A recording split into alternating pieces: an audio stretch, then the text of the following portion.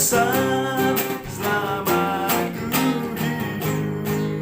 Engkau alasan selama ku hidup. Engkau alasan selama ku hidup.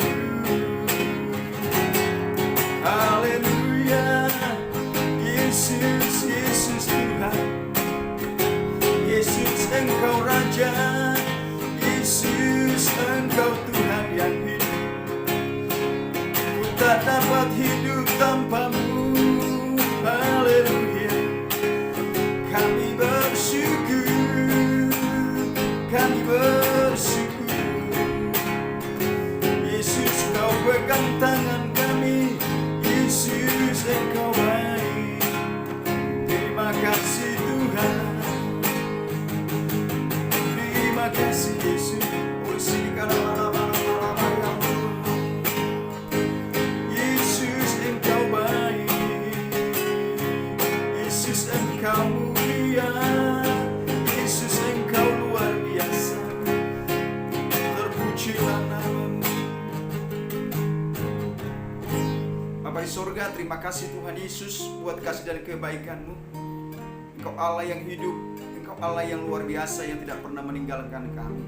Kami bangga punya Allah seperti Engkau, Allah Bapa Abraham, Ishak dan Yakub.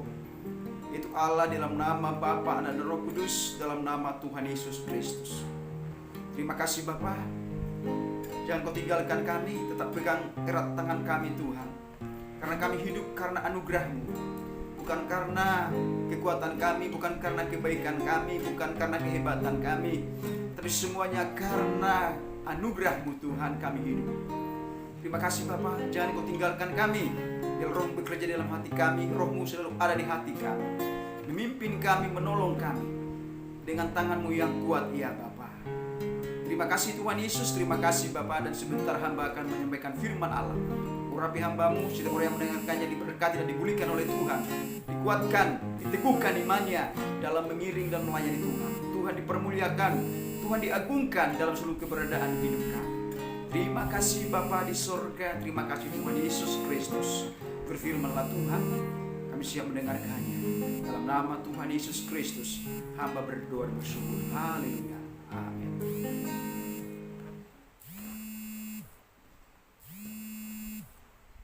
Salam Bapak Ibu Saudara yang dikasihi Tuhan, dimanapun kita berada, bahwa kita tahu bahwa Tuhan Yesus Kristus itu adalah Allah yang hidup, bukan Allah yang mati.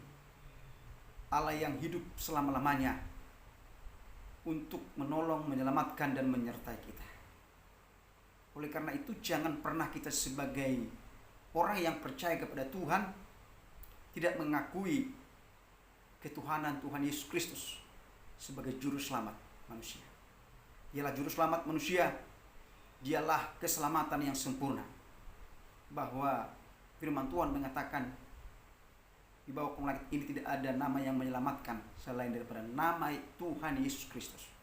Di dalam Kisah Rasul 4 ayat 12. Bahkan dalam Yohanes 4 ayat 16 dikatakan di situ bahwa Yesus adalah jalan kebenaran dan hidup. Tak seorang datang kepada Bapa kalau tidak melalui Yesus Kristus. Jadi dialah keselamatan yang sempurna yang menyelamatkan tubuh jiwa kita. Selama kita masih hidup di dunia ini, masih diberi kesempatan buat kita masih hidup. Jangan pernah kita sia-siakan waktu ini dan jangan pernah tinggalkan Yesus. Yesus Kristus adalah Tuhan juru selamat yang hidup, tidak ada yang lain. Itulah keselamatan yang sempurna, yang abadi, yang kekal, yang membawa kita ke surga, memuji memuliakan Tuhan Yesus Kristus selama-lamanya. Kayak katakan tadi dalam Yohanes 14 ayat 6 itu, mari, itulah jalan keselamatan. Tidak ada jalan yang lain untuk masuk surga. Hanya di dalam Yesus Kristus Tuhan. Haleluya. Bapak Ibu Saudara yang dikasihi Tuhan, kita akan mempelajari firman Tuhan tentang kisah orang kaya dan orang miskin. Dan kisah ini bukan dongeng, tapi ini fakta. Itu tentang Lazarus dan orang kaya. Di dalam firman Tuhan ini tidak disebutkan siapa namanya orang kaya ini. hanya Lazarus yang disebutkan. Dan Lazarus adalah orang yang miskin dan ada orang kaya. Dan kita akan belajar kebenaran-kebenaran firman Tuhan, yaitu kemanakah manusia setelah dipanggil Tuhan. Apakah dia ke surga atau ke neraka? Ini akan kita pelajari. Kemanakah manusia itu ketika dia sudah dipanggil oleh Tuhan untuk meninggalkan dunia ini. Apakah dia ke surga atau ke neraka. Dan kita akan belajar kebenaran-kebenaran firman Tuhan ini. Saya akan bacakan di dalam Lukas pasal 16 ayat yang ke-19 sampai dengan 31. Tapi tidak semua saya bacakan, nanti akan saya jelaskan. Saya terangkan buat kita semua, Bapak Ibu Saudara yang dikasihi Tuhan, apa makna kebenaran dari firman Tuhan ini. Demikian firman Tuhan, orang kaya dan Lazarus yang miskin. Ada seorang kaya yang selalu berpakaian jubah ungu dan kain halus, dan setiap hari ia bersukaria dalam kemewahannya. Dan ada seorang pengemis bernama Lazarus, badannya penuh dengan borok, berbaring dekat pintu rumah orang kaya itu, dan ingin menghilangkan laparnya dengan apa yang jatuh dari meja orang kaya itu. Malahan anjing-anjing datang dan menjilat boroknya. Kemudian matilah orang miskin itu, lalu dibawa oleh malaikat-malaikat ke pangkuan Abraham. Orang kaya itu juga mati, lalu dikubur. Dan sementara ia menderita sengsara di alam maut, ia memandang ke atas, dan dari jauh dilihatnya Abraham dan Lazarus duduk di pangkuannya. Lalu ia berseru kepada bapak Abraham, "Kasihanilah aku, suruhlah Lazarus supaya mencelupkan ujung jarinya ke dalam air dan celupkannya ke lidahku, sebab aku sangat kesakitan dalam nyala api ini." Sampai di situ saya bacakan, Bapak Saudara. Nanti akan saya jelaskan kebenaran-kebenaran firman Tuhan ini. Kisah ini adalah seorang kaya dan seorang yang miskin. Dan orang kaya itu tadi saya sudah sebutkan, tidak disebutkan siapa namanya. Tapi orang miskin itu adalah Lazarus. Ternyata dari kisah ini kita akan melihat bahwa hidup ini singkat. Hidup manusia itu singkat. Dan tidak ada pun yang tahu manusia itu kapan dipanggil oleh Tuhan. Tidak ada seorang pun yang tahu. Hanya Tuhan yang tahu. Oleh karena itu, kita sebagai orang yang percaya kepada Tuhan, kita harus mengerti rahasia kebenaran firman Tuhan ini. Ada dua di sini kisah, yaitu ada orang kaya dan orang miskin. Orang kaya ini adalah orang yang tidak mengenal Tuhan, yang hidup dalam kemewahannya setiap hari dan bersukaria setiap hari. Dan tidak hanya itu, orang kaya ini tidak ada belas kasihannya, di mana Lazarus dikatakan tadi, dia duduk dekat pintu rumah orang kaya ini dan mengemis, karena Lazarus itu adalah sakit borok. Dia adalah penyakit borok. Dan dia meminta makanan dari orang kaya ini. Ternyata apa? Orang kaya ini tidak memberikannya. Bahkan apa? Karena laparnya Lazarus, maka Lazarus itu mengambil jatuh dari meja orang kaya ini. Akhirnya datang anjing untuk menjilat boroknya. Bayangkan, luar biasa. Ternyata ketika Lazarus ada di situ, di pintu gerbang rumah orang kaya, tidak dikasih makan. Malah dianggap Lazarus ini dianggap tidak ada orang, begitulah. Akhirnya apa? Tidak dikasih apa-apapun. Artinya apa? Tidak ada belas kasihan dari orang kaya ini. Kepeduliannya tidak ada. Orangnya adalah pelit, kikir dan pedit. Nah ini kisah ini orang kaya ini. Dan apa yang terjadi saudara yang dikasih Tuhan? Kisah ini kita lihat bahwa orang kaya itu mati. Dan setelah dia mati, dia dibawa ke jurang maut. Dan orang miskin juga mati, yaitu Lazarus. Tapi ketika dia mati, dia dibawa ke pangkuan Bapak Abraham. Ini kebenaran apa yang harus kita pelajari dari kisah ini? Yang pertama, Bapak Saudara yang kasih Tuhan, bahwa tidak ada yang menjamin hidup kita. Harta, kekayaan, jabatan, kedudukan, uang tidak bisa menjamin keselamatan. Seperti orang kaya ini. Dia pikir ketika dia meninggal, dia masuk surga, dia menerima keselamatan dari kekayaannya. Tidak bisa. Artinya apa? Harta, kekayaan, dan jabatan, dan kedudukan apapun tidak bisa menjamin keselamatan kita. Dan orang kaya tidak mengerti itu. Makanya dia tidak percaya Tuhan. Tidak ada belas kasihannya. Tetapi Lazarus mengerti kebenaran itu. Dia percaya kepada Tuhan Yesus Kristus, percaya kepada Allah, dan mengenal Tuhan dengan benar. Tapi orang kaya ini tidak mengenal Tuhan dengan benar. Dia bergantung kepada kekayaannya, bergantung kepada hartanya. Dan apa yang terjadi ketika dia panggil Tuhan? Dia tidak menerima keselamatan. Dia apa yang diterima? Penderitaan, kesengsaraan di dalam alam roh. Artinya keselamatan tidak bisa dijamin siapapun, hanya di dalam Yesus Kristus.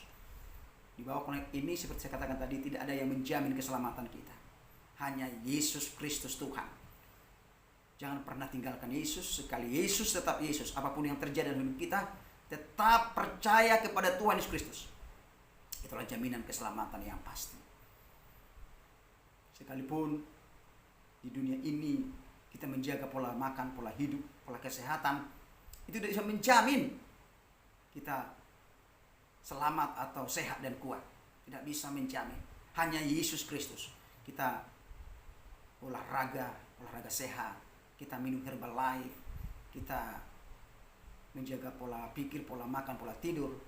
Tapi kalau kita tidak di dalam Yesus Kristus, semuanya sia-sia. Hanya di dalam Yesus Kristus itu kita menjadi selamat.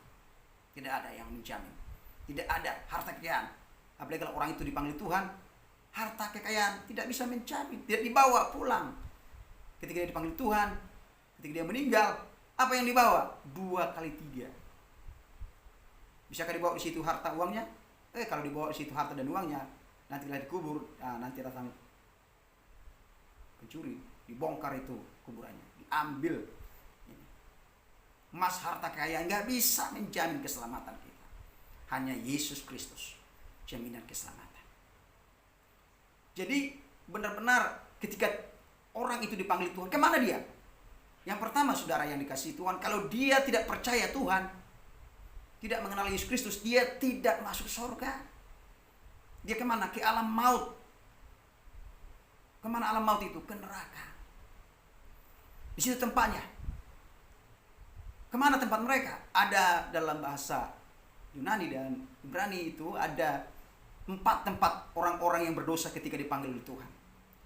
Ada namanya Sheol, ada Hades, ada Tartarus, ada Gehenna. Itu semua tempat penyiksaan orang-orang berdosa, orang-orang yang tidak percaya kepada Tuhan Yesus Kristus. Mereka disiksa di alam roh oleh iblis. Sebelum kepada neraka yang kekal, mereka disiksa di alam roh, di alam maut. Wah, ngeri sekali ya. Ngeri banget. Mereka disiksa di sana. Siapa yang bisa? Iblis itu. Luar biasa. Sama seperti ini. Orang kayak itu disiksa dan jatuh kepada perapian yang menyala-nyala di alam maut. Makanya dikatakan tadi, ketika dia melihat ke atas ada di pangkuan Bapak Abraham, Lazarus, dia berdoa meminta, suruhlah Lazarus menjulupkan jarinya ke air karena lidahku ini sangat haus. Ini disiksa dia di sana, menderita. Di alam dunia dia berpoya-poya, dia menikmati keindahan duniawi karena dia pikir itu bisa menjamin keselamatan. Tidak bisa. Tidak bisa menjamin keselamatan dalam dirinya. Jadi orang-orang yang tidak percaya Tuhan ketika dipanggil Tuhan kemana? Yaitu tadi tempat penyiksaan sementara sebelum neraka yang kekal. Ada Sheol, ada Hades, ada Hartaris, ada Gehenna. Di situ mereka disiksa oleh iblis. Begitu ngeri sekali. Tetapi orang yang percaya kepada Tuhan seperti Lazarus, ketika dipanggil Tuhan kemana dia? Dia ke Firdaus, tempat surga sementara. Dia bersama dengan Bapak Abraham dan bersama dengan Tuhan. Dan nantinya dia akan dibangkitkan pada kebangkitan pertama pada zaman kerajaan 1000 tahun, memerintah 1000 tahun lamanya di dunia ini. Bayangkan saudara, 1000 tahun lamanya kita memerintah. Orang-orang percaya itu memerintah di dunia ini 1000 tahun. Di situ kita memerintah bersama dengan Yesus Kristus, Yesus sebagai Raja dan Tuhan. Tidak ada dalam kerajaan 1000 tahun itu, tidak ada dosa di sana. Tidak ada di situ penderitaan lagi. Orang percaya memerintah 1000 tahun lamanya sebelum kepada surga yang kekal. Ini luar biasa Bapak Saudara yang dikasihi Tuhan. Itu penghiburan buat kita orang percaya kepada Tuhan. Oleh karena itu jangan pernah tinggalkan Yesus Kristus dalam hidup kita. Apapun yang terjadi, hanya Yesus keselamatan yang sempurna. Tidak ada yang lain, hanya Yesus Kristus. Yang kedua saudara yang dikasihi Tuhan, di sini orang miskin itu Lazarus dipanggil Tuhan dan masuk surga ke Firdaus bersama Bapak Abraham. Artinya apa? Yang kedua, surga dan neraka itu nyata. Bukan semu, bukan fiksi, bukan bohongan. Itu nyata saudara yang dikasihi Tuhan. Oleh karena itu jangan kita bermain-main dalam hidup ini di dunia ini. Orang yang tidak menjaga hidupnya, perkataannya, perbuatannya, sikapnya dalam ini, kalau dia tidak percaya Tuhan lagi, aduh, dia pasti masuk neraka. Tapi orang yang percaya Tuhan, menjaga hidupnya, kelakuannya, sikapnya di dalam Tuhan, dia akan masuk surga dan setia sampai akhir hidupnya dan taat dan setia kepada Tuhan. Ini. Jadi surga dan neraka itu bukan bohongan. Bukan, itu nyata ada. Jangan sampai kita salah pola pikir atau salah penafsiran, karena yaitu saksi Yehova mengatakan surga itu di bumi ini salah besar. Bahkan orang ateis mengatakan atau orang bebal mengatakan tidak ada surga, tidak ada neraka. Itu salah fatal. Mari kita sebagai orang percaya kepada Tuhan jangan kita salah dalam menerima ajaran-ajaran sesat. Kita harus berpegang kepada firman Tuhan. Bahwa surga itu bagi orang yang benar, bagi orang yang percaya kepada Tuhan, yang melakukan kehendak Bapa di surga. Neraka itu bagi orang-orang yang jahat, orang-orang yang tidak percaya Tuhan, orang-orang yang tidak memiliki iman kepada Yesus Kristus Tuhan. Seperti ini, kisah nyata ini. Orang kaya itu jatuh kepada penderitaan, siksaan di alam roh, di alam maut, yaitu tempat pingsan sementara dan nanti ke neraka selamanya. Tetapi orang benar itu adalah Lazarus itu di Firdaus pangkuan Bapak Abraham. Itu tidak bohong, itu fakta dan benar. Mari kita perbaiki hidup kita selama kita hidup di dunia ini. Selama kita masih diberi kesempatan. Karena apa? Karena kita tahu kapan Tuhan memanggil kita. Tak seorang pun di dunia ini yang tahu kapan dia dipanggil Tuhan. Dan mengatakan saya akan dipanggil Tuhan umur 80, 90. Tidak ada. Tidak ada. Hanya Tuhan yang tahu. Mari kita berjaga-jaga dan berdoa dalam hidup ini. Dan memperbaiki, mendekatkan diri kepada Tuhan. Selama Tuhan beri kesempatan. Karena kita tidak tahu Tuhan kapan Tuhan manggil kita. Mari kita tetap memperbaiki hubungan kita dengan Tuhan. Kalau kita salah dalam bertindak, mari kita cepat bertobat dan minta ampun kepada Tuhan. Maka pengampunan dan pemulihan Tuhan akan terjadi dalam hidup kita. Mari kita sebagai orang percaya kepada Tuhan dimanapun kita berada, jangan sampai kita berkata seperti ateis tidak ada surga neraka. Ada kisah ilustrasi. Ada seorang ibu punya anak satu. Dan anaknya sudah lama dinantikan. Dan ibu ini adalah seorang pendoa. Dan apa yang terjadi saudara? Anaknya ini lahir dan dari kecil anaknya ini nasihati tidak turut, tidak menuruti apa yang diperintahkan oleh ibunya. Dan singkat cerita, ayah sudah dipanggil Tuhan duluan. Dari sejak kecil anak-anak SD, SMP disuruh sekolah minggu, nggak mau sekolah minggu tapi main-main, membuat anak-anak ribut. Bahkan SMP, melakukan kejahatan, merampok, mencuri, pokoknya membuat sakit hati ibunya ini. Akhirnya apa? Sampai dia SMA dan bekerja selalu melakukan hal-hal yang jahat. Dan dia ketika nasihati ibunya, anakku, bertobat, jangan lakukan seperti hidup ini singkat. Hidup ini, kalau kita tidak dalam Tuhan, kita akan hidup dalam dosa dan kita akan masuk neraka. Dan kita akan disiksa. Ternyata anak ini bilang apa sama ibunya? Ibu, tidak ada surga, tidak ada neraka di dunia ini. Saya suka hati kita lakukan, tidak ada itu. Ibunya sakit hati dan ibunya menangis terus dia menduakan anaknya ini. Tiba-tiba ibunya dipanggil oleh Tuhan. Apa yang terjadi saudara yang dikasihi Tuhan ketika ibunya dipanggil Tuhan? Anaknya ini tidak peduli sama ibunya ini. Dan setelah dipanggil oleh Tuhan, dan apa yang terjadi? Anaknya ini kerja di batu bara, perusahaan batu bara. Dan dia kerja di mana? Dia kerja di bagian bawah, paling bawah. Dan apa yang terjadi ketika dia kerja di sana? Tiba-tiba ambruk, yaitu tanah dan longsor, dan dia mati dengan orang-orang teman-teman. Ketika dia mati, tiba-tiba muncul rohnya. Kok saya kan sudah mati, kok saya muncul lagi? Apa yang terjadi ini? Ternyata datang malaikat maut menjemput dia. Bukan malaikat Tuhan. Ternyata orang yang tidak percaya Tuhan yang datang menjemput dia adalah malaikat maut. Tapi orang yang percaya Tuhan adalah malaikat Tuhan, dan Tuhan sendiri datang menjemput dia. Apa yang terjadi? Ikuti aku. Dia ikuti, dan dia tidak bisa ngomong apa-apa. Dia melewati gunung. Apa yang terjadi? Ikuti aku. Ada yang membawa hitam gelap. Ikuti, melewati gunung, terus melewati sungai, melewati padang gurun. Ganti-ganti ini malaikat maut ini. Tiba-tiba di padang gurun dia melihat ke atas. Dia melihat ke atas ada seorang ibu.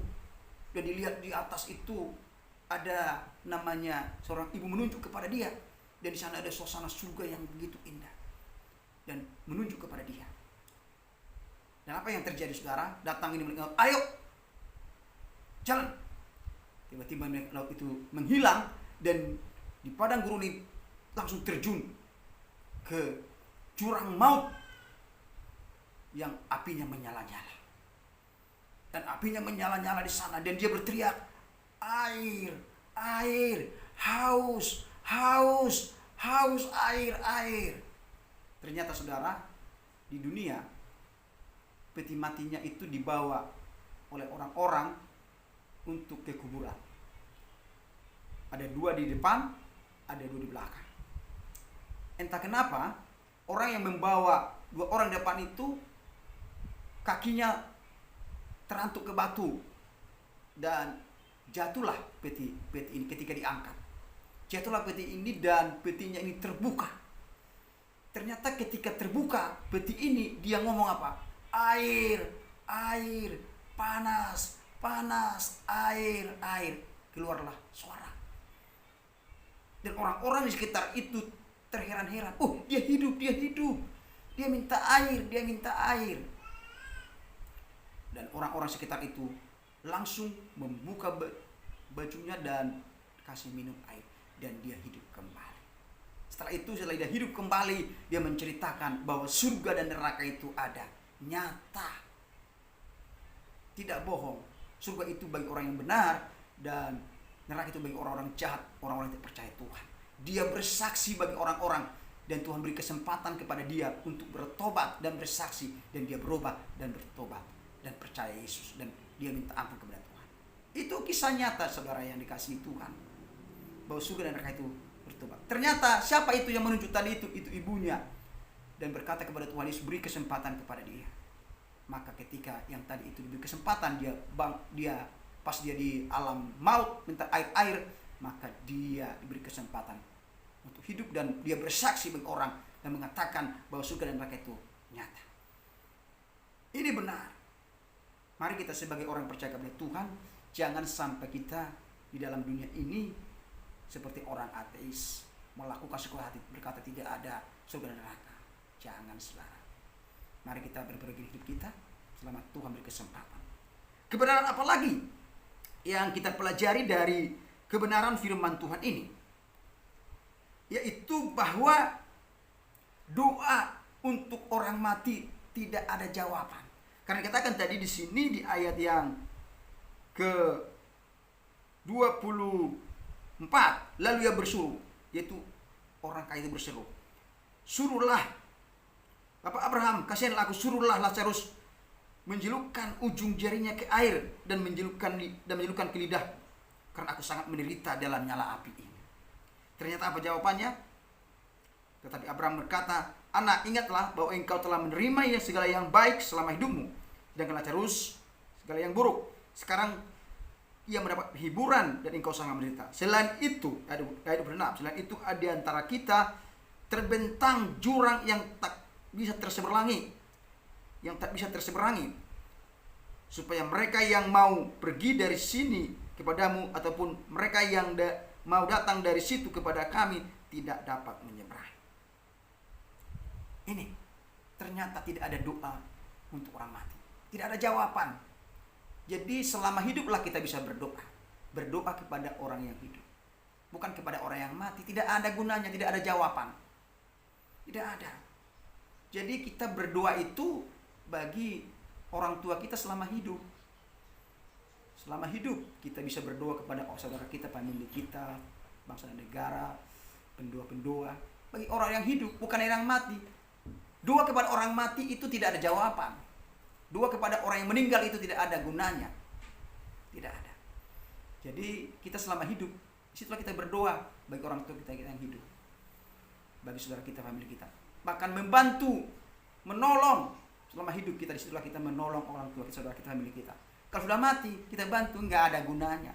Tidak ada doa bagi orang yang mati. Sama seperti kisah ini. Dijawab nggak? Tidak dijawab. Dan ada lagi permintaan orang kaya ini. Apa permintaan orang kaya ini? Dikatakan di ayat yang ke-27. Kata orang itu, kalau demikian, aku meminta kepadamu Bapa, suruhlah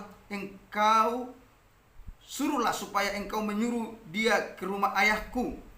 Masih ada 5 orang saudaraku, supaya ia memperingati mereka dengan sungguh-sungguh, agar mereka jangan masuk kelak ke dalam tempat penderitaan ini. Tetapi kata Abraham, ada pada mereka kesaksian Musa dan para nabi. Baiklah mereka mendengarkan kesaksian itu. Jawab orang itu, tidak Bapak Abraham, tetapi jika ada seorang yang datang dari antara orang mati kepada mereka, mereka akan bertobat. Kata Abraham kepadanya, jika mereka tidak mendengarkan kesaksian Musa dan para nabi, mereka juga tidak mau diyakinkan, sekalipun oleh seorang yang bangkit dari antara orang mati. Artinya apa? Yang kedua saudara, tidak ada pertobatan ketika mati. Apa yang ada? Penyesalan. Jadi pertobatan itu kita hidup, selama kita hidup itu artinya. Selama hiduplah kita bisa bertobat. Kalau sudah mati tidak ada pertobatan. Apa yang ada? Penyesalan seumur hidup.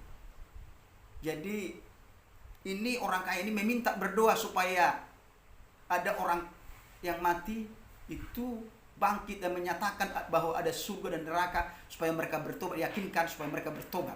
Karena ada 5 saudaraku yang masih hidup, supaya mereka jangan masuk dalam penderitaan ini. Ini permintaan, ini doanya orang kaya ini. Ternyata apa? Pak Abraham tidak bisa.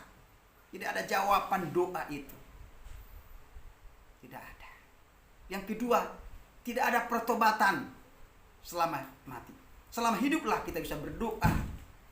Kita bertobat selama hiduplah. Kalau sudah mati, ya itulah ending hidup kita. Dan menurut perkataan dan perbuatan kita lagi benarkan dan dihukum. Mari kita sebagai orang yang percaya kepada Tuhan, selama ada kesempatan, karena hidup ini singkat, mari kita sungguh-sungguh mengiring Tuhan, sungguh-sungguh melayani Tuhan, sungguh-sungguh melakukan kebenaran firman Tuhan dalam hidup kita. Jangan kita bermain-main. Sekalipun ada orang yang mati, bangkit mengatakan supaya bertobat, kalau dia tidak percaya kepada firman, kesaksian Musa dan kita para nabi kepada firman Allah, tidak akan percaya, tidak akan menerima kebenaran Yesus adalah Tuhan. Oleh karena itu, mari kita harus menerima firman Tuhan ini sebagai kebenaran yang hakiki, yang fundamental dalam hidup kita. Firman Tuhan dari Kejadian Wahyu itu adalah firman Allah yang hidup. Yakinilah itu, percayalah itu, itulah kebenaran yang hakiki. Sehingga kita dikuatkan dan diteguhkan dalam firman Allah yang hidup. Kita tidak seperti orang kaya ini. Mari kita sebagai orang yang percaya kepada Tuhan Yesus Kristus, mari kita sebagai yang masih hidup di dunia ini, jangan sampai kita seperti sifat orang kaya ini. Mari kita belajar seperti orang Lazarus ini, selalu setia dan taat kepada Tuhan sampai hidup. Sekalipun menderita sakit, tetap percaya kepada Tuhan, tetap melakukan yang terbaik buat Tuhan. Mari kita sebagai orang yang percaya kepada Tuhan, bahwa orang yang percaya kepada Tuhan itu akan menerima keselamatan yang sempurna. Tidak seperti orang yang kaya ini. Mari kita percaya firman Tuhan itu. Ya dan amin. Karena firman Allah itulah Allah sendiri dan firman Tuhan. Kebenaran apa lagi yang kita akan pelajari dari kebenaran firman Tuhan ini? Bahwa dunia orang mati dan dunia orang mati yang benar dan dunia orang mati yang tidak benar dan Tuhan berbeda sekali. Bahwa orang yang benar masuk dalam Firdaus, tapi orang yang tidak benar kepada penderitaan, kepada siksaan dalam api neraka. Berbeda sekali, dan tidak bisa dari sana ke situ. Tadi dikatakan di sini, tidak bisa dari surga ke neraka, tidak bisa dari neraka ke surga. Bahkan orang sudah bilang ada jurang pemisah yang dalam, tidak bisa dari sini ke sana menyeberang. Artinya apa? Ada pemisah, tidak ada yaitu hubungan antara orang benar dan orang berdosa. Artinya apa? Tidak ada dalam hidup ini, dalam hidup Tuhan itu abu-abu. Harus melakukan kebenaran. Tidak ada dalam hidup kita ini. Kita harus terus melakukan kebenaran. Tidak ada kita dalam hidup ini, dalam hidup Tuhan itu Kristennya abu-abu. Melakukan dosa, melakukan ini. Tidak ada hubungannya. Dan tidak ada hubungan orang yang mati dengan yang hidup. Tidak ada. Makanya tadi dikatakan tidak ada doa untuk orang mati. Tidak ada hubungannya lagi. Tidak ada hubungan yang mati dengan yang hidup. Berbeda alam rohnya. Berbeda sekali. Tidak ada. Makanya ketika manusia itu dipanggil Tuhan tidak tahu apa-apa. Jangan kita buat di situ yaitu bajunya, hartanya, berarti mati. Tidak tahu itu semua. Tidak ada. Oleh karena itu tidak ada gunanya, saudara yang kasih. Ada jurang pemisah. Artinya apa? Kita tidak bisa melakukan dosa. Ada jurang pemisah. Orang benar tidak bisa melakukan dosa. Jangan sampai ada ilustrasi. Oh, karena dosanya terlalu berat, makanya dilemparkan dia dari neraka masuk ke surga. Tidak bisa. Itu salah sekali. Salah sekali. Mari kita sebagai orang yang percaya kepada Tuhan, jangan sampai kita salah pola pikir dan kebenaran firman Tuhan ini. Dan roh orang mati itu tidak ada dalam kuburan, tidak ada. Kebenaran yang benar, roh orang mati itu tidak ada di kuburan. Di mana? Roh orang mati sudah diambil. Kalau dia orang benar, dia akan ke dalam Firdaus. Tapi kalau orang berdosa, di mana? Yang tadi saya katakan di Hades, di Sheol, di Tartarus, di Gehenna. Situ penyiksaan sementara. Situ mereka disiksa. Jadi kalau ada berkata, oh dia mirip sekali datang, wajahnya, suaranya, mukanya, rambutnya, tingginya, badannya sama, wajahnya sama. Apakah dia itu? Itu bukan dia. Siapa itu? Iblis yang menyerupai. Karena apa? Tidak ada hubungan yang mati dengan hidup. Dia tidak tahu apa-apa lagi. Sekalipun ada suaranya mirip, itu iblis yang menyamar. Jangan percaya. Mari kita jangan percaya kepada itu. Itu iblis yang menyamar. Karena rohnya itu bukan gentayangan. Rohnya itu bukan pergi kemana-mana. Tidak. Mereka tidak pergi kemana-mana. Itu iblis yang menyamar. Sehingga menakut-nakuti kita. Supaya kita percaya kepadanya. Itu sudah datang itu opungmu. Itu sudah datang kakekmu itu. Sudah datang itu kokom itu. Oh bukan. Bukan dia itu. Itu iblis yang menyamar. Jangan percaya. Dan kita berdoa. Pergi engkau. Engkau bukan lagi dia. Engkau bukan itu. Engkau iblis yang menyamar. Jangan percaya saudara yang kasih Tuhan. Jangan. Karena roh orang mati tidak ada dalam kuburan. Siapa itu? Iblis yang menyamar. Mari kita sebagai orang yang percaya mengerti kebenaran ini. Mengerti kebenaran firman Tuhan ini. Jangan kita percaya kepada hal-hal yang begituan. Mari kita percaya kepada Tuhan bahwa roh yang percaya, roh orang mati yang percaya kepada Tuhan Kristus sudah bersama-sama dengan Tuhan. Tapi orang yang tidak percaya kepada Tuhan, rohnya itu sudah di Hades dia terus. Dan mereka dikurung di sana, nggak bisa kemana-mana. Mereka dikurung, nggak bisa kemana-mana itu. Siapa yang datang itu? Iblis yang menyerupai. Mari kita sebagai orang yang percaya kepada Tuhan, inilah kebenaran-kebenaran yang saya berikan buat kita, Bapak Ibu Saudara yang dikasihi Tuhan. Yang pertama, bahwa kematian itu tidak memandang status siapapun itu, bahwa anak-anak, pemuda, bayi, orang dewasa, orang tua, siapapun itu pasti akan mengalami kematian dan menunggu antrinya. Oleh karena itu mari kita berjaga-jaga dan berdoa memperbaiki hidup kita. Karena hidup ini sementara, tempat dunia ini bukan tempat kita. Dunia adalah tempat sementara. Tempat kita adalah di surga yang kekal selama-lamanya. Mari kita perbaiki hidup kita. Jangan bermain-main dalam dosa. Mari kita terus melayani Tuhan, setia terus sampai akhir hidup kita. Yang kedua, surga dan neraka itu adalah nyata. Tidak bohong. Nyata Bapak Saudara yang dikasihi Tuhan. Yang ketiga, doa untuk orang mati tidak ada gunanya. Tidak ada hubungan yang mati dengan yang hidup. Tidak ada. Selama hiduplah kita bisa berdoa, selama hidup kita membantu orang lain, selama hiduplah dia orang itu kita bisa tolong, kita bantu. Kalau sudah mati tidak ada gunanya, sia-sia semuanya. Dan tidak ada pertobatan selama mati, nggak ada. Pertobatan itu selama hiduplah kita bisa bertobat. Kalau Tuhan beri kesempatan buat kita, mari kita bertobat sungguh-sungguh. Jangan nanti waktu mati aku bertobat. Tidak ada. Tidak ada pertobatan waktu mati. Yang adalah penyesalan selama-lamanya. Mari, seperti orang Kain menyesal. Dia menyesal sekali. Dia tidak menerima yaitu kebenaran hakiki ada kitab para nabi dan Musa. Dia tidak menerima. Makanya dia meminta kepada Abraham supaya ada orang yang mati bangkit dan menyampaikan ada surga dan neraka dan ada supaya mereka bertobat. Ternyata apa saudara yang dikasihi Tuhan? Tidak ada jawaban. Ini saudara yang dikasihi Tuhan. Dan ada jurang pemisah antara orang yang percaya dan orang berdosa. Tidak bisa bertemu.